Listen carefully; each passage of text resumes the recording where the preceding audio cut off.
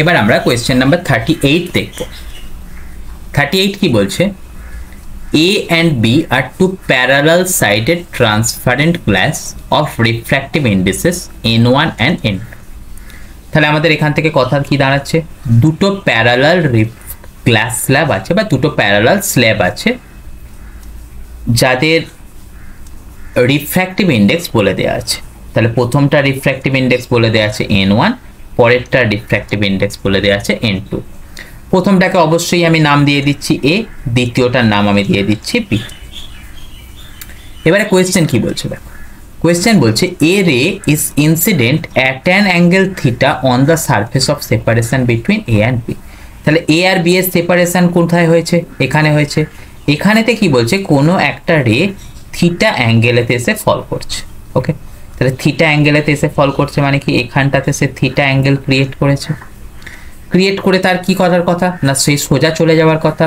যেহেতু এখানেতে concentration difference আছে বা রিফ্র্যাক্টিভ ইন্ডেক্সের ডিফারেন্সেস আছে, সে কি করেছে না বেন্ড করেছে। বেন্ড করে কোথায় চলে এসছে না বি এর শেষ এন্ডে চলে এসছে।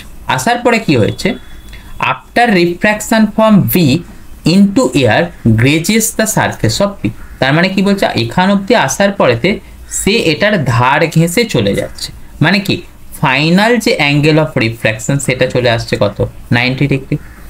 তাহলে initial angle of refraction, angle of incidence ছিল কত theta, final angle of refraction এসছে কত না 90 ডিগ্রি। তাহলে আমরা যদি এখান থেকে স্নেলসের ল অ্যাপ্লাই করি, স্নেলস ল অ্যাপ্লাই করি, আমরা কি দেখতে পাবো, ফার্স্ট সারফেসের জন্য রিফ্র্যাক্টিভ ইন্ডেক্স N1, সেখানেতে অ্যাঙ্গেল অফ ইনসিডেন্স ছিল থিটা। লাস্ট সারফেস সেখানেতে কোথায় আছে এয়ার, অ্যাঙ্গেল অফ রিফ্র্যাকশন কত হয়ে গেছে 90 ডিগ্রি। তাহলে সেখান থেকে কত লিখতে পারবো, N1 sin theta equal to 1, বা সেখান থেকে আমরা কি লিখতে পারবো, sin theta equal to 1/N1। তো আমাদের মিডিলের সারফেসে কি হয়েছে সেটা কিন্তু আমার ভাবার দরকার নেই। স্নেলস ল কি বলেছে, প্রত্যেকটা সারফেসের ক্ষেত্রে রিফ্র্যাক্টিভ ইন্ডেক্স আর সেখানেতে যা অ্যাঙ্গেল অফ ইনসিডেন্স আছে তার সাইন, সেই দুটোর মাল্টিপ্লিকেশন সবসময় কনস্ট্যান্ট হবে। তাই আমরা সেটা কোথায় অ্যাপ্লাই করেছি, ফার্স্ট সারফেস আর লাস্ট সারফেসেতে। মানে ফার্স্ট সারফেস মানে যেখানে অ্যাঙ্গেল দিয়ে দেওয়া আছে থিটা, আর যেখানটাতে লাস্ট সারফেস যেখানেতে সে গ্রেজ হচ্ছে, এই দুটো জায়গার মধ্যে আমরা কি করেছি না স্নেলস ল অ্যাপ্লাই করেছি। করতে কত পেয়ে গেলাম, sine theta equal to 1/N1। তাই 38 এর অ্যান্সার হয়ে যাবে কত না অপশন বি।